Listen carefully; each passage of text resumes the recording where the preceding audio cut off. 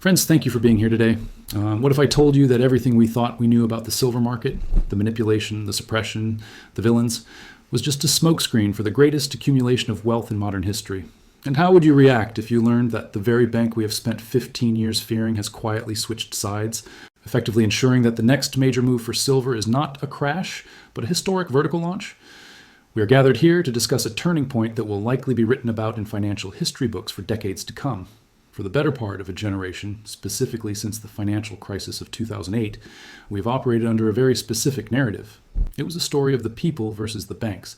We believed, with good reason, that the bullion banks, led by the colossal giant JP Morgan, were the enemies of the honest investor. We believed they were using their massive size and unlimited paper leverage to crush the price of silver, to demoralize the retail holder, and to protect the fiat dollar. We were right about the tactics, but we were wrong about the motive. We thought they were trapped in a short position they couldn't escape. We thought we were squeezing them. But intelligence surfacing today suggests a reality that is far more shocking and, ironically, far more profitable for us. JP Morgan wasn't trapped. They were waiting. They weren't being squeezed. They were engineering a trap for everyone else. Today, we are going to walk through the mechanics of this 15-year master plan. We are going to look at the hard data that suggests JP Morgan has flipped the switch from being the market's biggest short seller to being the largest owner of physical silver in human history. We will explore why this matters for your retirement, your savings, and the future of the global economy. To understand where we are going, we must first come to terms with the new reality. The suppression era is over. We must accept that the war for fair price discovery, which many of you have fought by holding physical coins and bars through years of stagnant prices, has been won. But it wasn't won by a regulatory agency, and it wasn't won by a Reddit forum. It was won because the general of the opposing army decided it was time to change uniforms. For 15 years, the prevailing wisdom was that JP Morgan held a massive naked short position. For those of us who aren't professional traders, let's clarify what that means. To be short is to bet that the price of an asset will go down. A naked short means you make that bet without actually owning the asset to back it up. It is a risky, dangerous game usually played with paper contracts, not real metal. We believed that if the price of silver rose too high, JP Morgan would go bankrupt trying to cover these bets. This narrative is now dead. Recent deep analysis of custodial vaults, warehouse receipts, and market movements indicates that JP Morgan has completely exited those short positions. They have flipped the book. They are now net long. In plain English, this means they have placed a massive wager that the price of silver is going to skyrocket. This changes the entire physics of the market. Imagine you are in a rowboat trying to paddle upstream against a raging river. That river was JP Morgan's suppression machine. No matter how hard you paddled, the current pushed you back. Now imagine that the river suddenly reverses direction. The massive force that was pushing against you is now pushing you forward.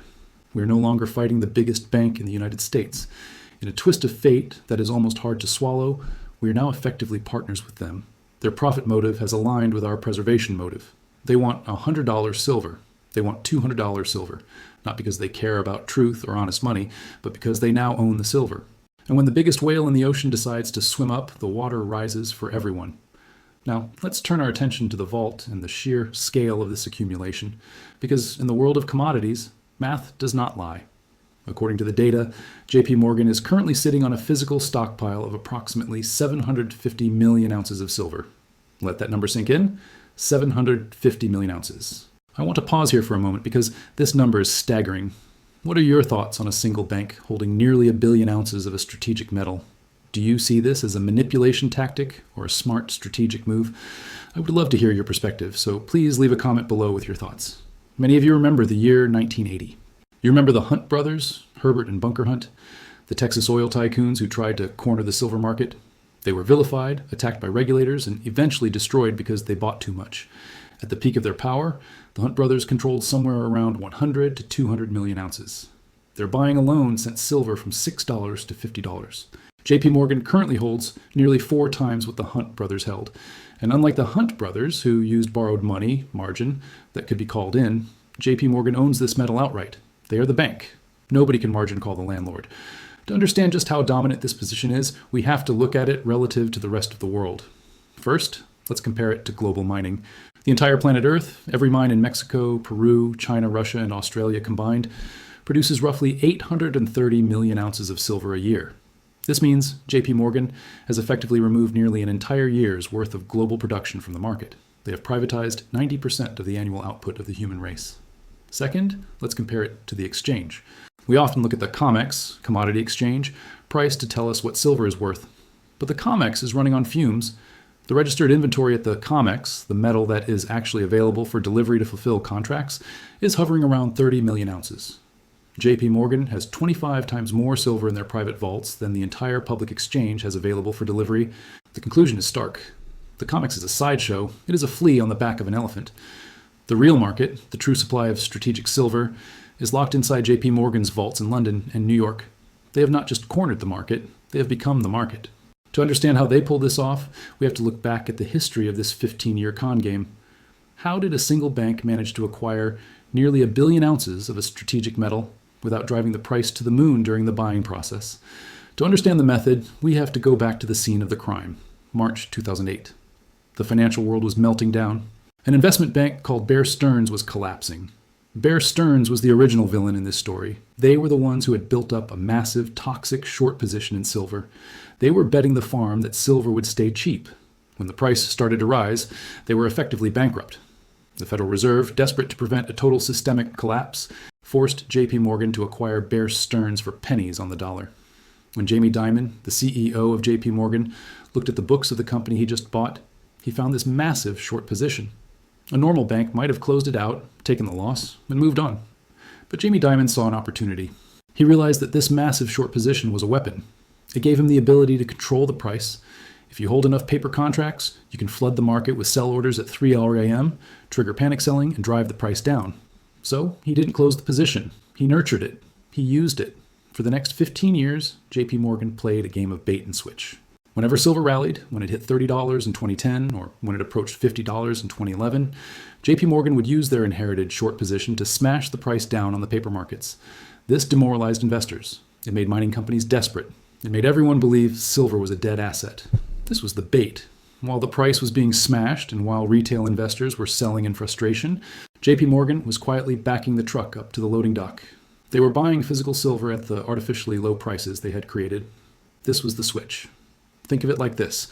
It is the equivalent of setting your neighbor's house on fire to drive down the property value, and then buying the land for pennies on the dollar after the smoke clears. It is ruthless. It is unethical. But from a strategic standpoint, it was brilliant. They convinced the world they were bearish, that they hated silver, while secretly becoming the most bullish entity on the planet. They spent 15 years transferring the world silver wealth from the hands of the impatient into their own deep pockets. This leads us to the trigger, a perfect storm that is set to begin on January 1st, 2026. Why is this story coming out now? Why does it matter this week? Because the accumulation phase is over. You don't hoard 750 million ounces to keep it as a paperweight. You hoard it to sell it into a panic. And JP Morgan knows that a panic is scheduled to begin in exactly 4 days. We are facing a geopolitical event that acts as the trigger for this entire setup. Starting January 1st, 2026, the People's Republic of China is implementing a strict export ban on silver. For decades, China has been a major supplier of processed silver to the West. But China has looked at the same math we have.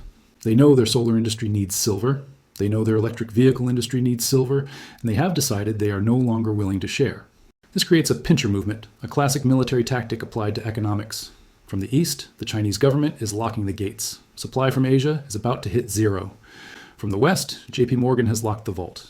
They have absorbed the available float in Europe and America. Western industry is caught in the middle. The supply shock that begins next week is unlike anything we have seen since the oil embargoes of the 1970s. Global supply is effectively being cut in half overnight. The companies that rely on this metal, the giants of our economy, are walking into a buzzsaw. With the trap set, we must identify the victims, which in this cycle are big tech and the green energy sector. In 2008, the victims were homeowners. In this crisis, the victims are the titans of Silicon Valley. For 20 years, companies like Apple, Tesla, Samsung, and Raytheon have operated on a business philosophy called just-in-time manufacturing. They believed that efficiency was king. They believed that holding inventory was a waste of money. They assumed that whenever they needed raw materials, whether it was copper, lithium, or silver, they could just click a button and buy it at the market price. They built trillion-dollar empires on the arrogant assumption that the periodic table of elements would always be cheap and available. That assumption dies on January 1st. Imagine Elon Musk looking at his production schedule for the new Tesla model. He needs millions of ounces of silver for the electrical contacts, the batteries, and the solar roofs. He looks to China. They are closed. He looks to the mines. They are sold out years in advance. He looks to the COMEX. It is empty. He has only one phone number left to call. He has to call Jamie Dimon at JP Morgan. And this is where the wealth transfer happens. JP Morgan is now the gatekeeper. They have set up a toll booth on the bridge to the future. If you want to build EVs, you pay the toll. If you want to build iPhones, you pay the toll. Do you think JP Morgan will sell their silver to Elon Musk for $30 an ounce? Of course not. They didn't spend 15 years planning this to make a 10% profit. They are going to squeeze the industrial users until they scream. They will demand $100, $200, maybe more. The price will be whatever JP Morgan says it is, because they are the only ones with the goods. The wealth is about to flow from the balance sheets of the tech companies to the balance sheets of the resource holders. Before we discuss the endgame, we need to anatomize the coming industrial panic, because the mechanics of this squeeze will be unlike anything we have seen in the paper markets. To fully grasp the magnitude of what is coming, we must look beyond the boardroom of Tesla and into the messy reality of the global supply chain. What happens when a commodity essential to modern life suddenly goes limit up and supply zero at the same time? We are about to witness a phenomenon known in economics as a Giffen goods scenario, but applied to an industrial raw material. Usually, when the price of something rises, demand falls. But in a panic, specifically a supply-driven panic, the opposite happens. As the price of silver rises, industrial users will not buy less, they will try to buy more. This is the psychological phase of the collapse. Think about the purchasing manager at a mid-sized medical electronics firm. For 10 years, his job has been boring. He orders silver paste, it arrives in 3 days. But next week, his supplier calls him and says, "Force majeure, we can't deliver." Panic sets in. He doesn't care if the spot price is $30 or $80. He cares that if he doesn't get the metal, his factory shuts down and he gets fired. He will immediately try to order 3 times his normal amount to build a stockpile. Every other purchasing manager in the world will do the exact same thing at the exact same moment. This creates a bullwhip effect that ripples up the supply chain, amplifying the shortage tenfold. This is where we will see the great decoupling. You need to be prepared for a period where the paper price you see on TV and the street price of real metal completely diverge. The COMEX might try to maintain the illusion of control. They might set the official spot price at $85, but try to buy a physical bar for $85. You won't find it. The real physical market, the gray market between refiners and industry, will be trading at $120, $130, or $150. JP Morgan knows this. They won't sell their 750 million ounces at the fake paper price. They will sell it at the real physical price, effectively bleeding the industrial sector dry. Furthermore, consider the sectors that cannot say no. We talk about iPhones and Teslas, but silver is also a critical component in the defense industry. It is in the guidance systems of Tomahawk missiles. It is in the circuitry of fighter jets. It is essential for satellites. The Department of Defense does not have a price sensitivity. They have a mission requirement. If Raytheon needs silver to build missiles for the U.S. military, they will pay any price. They have to. And since the U.S. government sold off its strategic silver stockpile decades ago, they are now dependent on the private market. This puts JP Morgan in a position of supreme leverage, not just over the economy, but over national security. They effectively hold the strategic reserve of the United States. Do you think they will let that go cheap? Absolutely not. This ensures that the floor for silver is not just supported by investors like you and me. It is supported by the military-industrial complex and the medical industry. These are buyers who buy out of necessity, not speculation. This creates a permanent high-price environment. The dip is dead because the desperate industrial bid will catch every falling knife before it hits the ground. In addition to the industrial panic, we must face the geological cliff. Why the mines cannot save us this time. Friends, there is one common counter-argument you might hear from the skeptics on CNBC. They will say, sure, prices might spike, but then the miners will just dig up more silver, flood the market, and the price will crash back down. It sounds logical. It is the basic law of supply and demand. But I am here to tell you that when it comes to silver, that law has been repealed by the laws of physics and geology. We are facing a phenomenon known as the geological cliff, and it is the final nail in the coffin for the short sellers. First, we must understand the concept of ore degradation. For the last century, we have been mining the easy silver. We picked the low-hanging fruit. The high-grade veins that our grandfathers mined in Nevada and Mexico are gone. Today, mining companies have to move mountains of earth to extract mere grams of silver. The average yield per ton of rock has plummeted by over 50% in the last decade alone. This means that to get the same amount of silver, we have to burn twice the diesel, use twice the water, and grind twice the rock. In an era of rising energy costs, this makes new production astronomically expensive.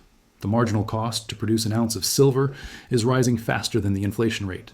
But the situation gets even more precarious when you look at where silver comes from. This is the byproduct paradox, and it is the single most misunderstood factor in the market. You see, 70% of the world's silver is not mined from silver mines. It is a byproduct of copper, lead, and zinc mining. It is an accident of geology. This means that the supply of silver is not determined by the price of silver. It is determined by the demand for copper and zinc. Think about the implications of this. If we enter a global economic slowdown, which many economists predict, the demand for base metals like copper used in construction could flatten or fall. If copper mines scale back production because housing construction slows down, silver production falls with it. We could see a scenario where the price of silver goes to $100 because of monetary panic, but the supply of silver actually shrinks because the base metal economy is in recession. The supply is inelastic. It does not respond to price signals. You could double the price of silver tomorrow. A copper miner in Chile is not going to change his production plan because silver is just a rounding error on his balance sheet. Furthermore, we have to talk about the lost decade of exploration. For the last 15 years, while the price was suppressed by the paper markets, capital fled the mining sector. Nobody wanted to invest in a mine when silver was stuck at $20. Exploration budgets were slashed to zero. Geologists were fired. Equipment rusted. We ate our seed corn. Now, even if the price hits $100 and capital floods back in, you cannot just flip a switch. It takes roughly 10 years to take a new deposit from discovery to first pour. 10 years of permitting, environmental studies, community negotiations, and construction. This means that for the next decade, the supply cake is baked. We are stuck with the mines we have. There's no cavalry coming over the hill to save the industrial users. There's no flood of new supply to bail out Apple or Tesla. The supply cliff is real, it is steep, and we have already walked off the edge. JP Morgan knows this. Their analysts have looked at the core samples. They have modeled the depletion rates. They know that the 750 million ounces in their vault is not just a pile of metal. It is the only bridge across the supply gap for the next 10 years. They have cornered a market that physically cannot expand. This is the definition of a squeeze that has no exit. The only release valve is price. Much, much higher price. This brings us to the endgame, which is fundamentally about a monetary reset and wealth preservation. There's one final layer to this onion, and it is perhaps the most important one for us as individuals. Why would a bank, an institution that creates money out of thin air, want to own a hard asset like silver? Banks usually hate gold and silver because they are competitors to the US dollar. The fact that JP Morgan has accumulated 750 million ounces tells us something terrifying about their view of the US dollar. They aren't just betting that silver goes up. They are betting that the dollar goes down. They see the $36 trillion national debt. They see the inflation. They see the deficits. They know better than anyone that the only way out for the US government is to print money. Trillions and trillions of dollars. This will devalue the currency in your savings account. JP Morgan has built a lifeboat. They have exchanged their paper fiat currency, which they know is melting like an ice cube in the sun, for the most undervalued hard asset on Earth. The 750 million ounce hoard is their hedge against a monetary collapse. This provides us with something I call the JPM put. In the stock market, the Fed put is the idea that the Federal Reserve will step in to save the market if it crashes. In the silver market, we now have the JPM put. JP Morgan effectively owns the market. They will not allow the price to crash below their cost basis because it would destroy their own capital. They have put a floor under the price of silver that is as solid as the concrete in their vaults. Finally, I want to leave you with some strategic advice on how to navigate the chaos ahead. What does this mean for us? What does it mean for the retiree in Florida, the grandmother in Ohio, the veteran in Texas who has been stacking silver coins for years? It means you are right. It means your patience is about to be rewarded. But it also means you need to be disciplined. First, ignore the volatility. As this transition happens, it will be chaotic. The banks may try one last false flag operation. They might smash the paper price down one last time to try and shake out the weak hands before the real move begins. If you see the price of silver drop on the news next week, do not panic. Look at the premiums. If the paper price is down but the price to buy a physical coin is high, that is the truth. Do not let them trick you into selling your insurance policy right before the house catches fire. Second, hold the line. Understand what you hold. You're not just holding a piece of metal, you're holding a share in the same syndicate as the most powerful financial institution in the world. You're partners with the predator. Do not sell your silver for paper dollars just because the price goes up a little bit. Why trade a rising asset for a dying currency? And third, consider your exit strategy carefully. People always ask, when do I sell? My answer is simple. You don't sell for cash. You only sell when you can convert that silver into another real asset that generates income. Swap it for land, swap it for a business, pay off your mortgage. Use it to secure your family's freedom. but do not sell it to put digits in a bank account that is being eaten by inflation. Before we wrap up, if you're finding this analysis valuable and want to stay ahead of these historic market shifts, please take a moment to like this video and subscribe to the channel. Your support helps us get this critical information to more people who need to hear it. The world is changing. The era of paper assets, of stocks soaring on zero interest rates, of bonds paying nothing, of digital illusions is coming to an end. We are entering the era of the real. In this new era, he who holds the gold, the silver, the oil, and the land makes the rules. The trap has snapped shut. The tech giants are caught in it. The government is caught in it. But for the first time in history, the little guy, the retail investor who saw this coming, is standing on the outside looking in. We are safe. We are prepared. We are seated at the table with the giants. Sit tight, watch the show, and take comfort in knowing that for once, the wind is at our backs. Thank you.